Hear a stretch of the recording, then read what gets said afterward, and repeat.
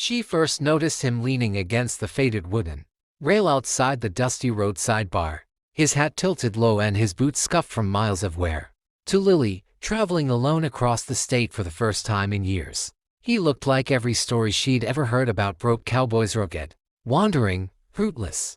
When he tipped his hat and offered a quiet evening, she nodded politely, assuming he was just another drifter waiting for the night to pass. But fate has a strange way of rearranging judgments. Minutes later, her old car coughed its last breath right in the parking lot, leaving her stranded under the blazing afternoon sun. Before she could panic, the cowboy appeared at her side, tools in hand, offering help without a second thought. His voice was calm, his hands steady, and his presence strangely comforting. Still, Lily kept her distance. She'd been taught not to trust strangers, especially ones who looked like they lived paycheck to paycheck. Yet something about him felt honest, almost noble. When he fixed her engine with the quiet skill of someone who'd spent a lifetime doing the right things without expecting praise, she felt her walls wobble a little. As they talked, she learned his name was Jeremiah.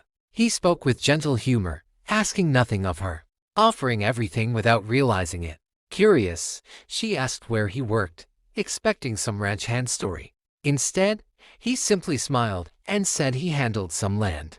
That night, when a sudden storm forced her to seek shelter, Jeremiah insisted she follow him to a nearby lodge he claimed to know well. She hesitated until he pulled up to a sprawling valley, estate larger than any mansion she'd ever seen. Confused, she whispered, "Are we allowed to be here?" Jeremiah chuckled softly and announced to the staff that he'd be staying in his private wing. That's when she realized the truth. The man she thought was a broke cowboy was the owner of the entire estate and, as the shocked manager later told her, half the county. Rumor was he hadn't let anyone close since his wife passed 8 years earlier.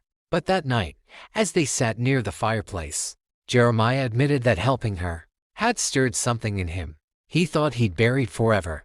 Lily felt her heart soften as she saw the loneliness behind his quiet strength. She reached for his hand, surprising them both. For the first time in years, Jeremiah smiled, not the polite kind, but the warm, hopeful smile of a man finally ready to live and love again.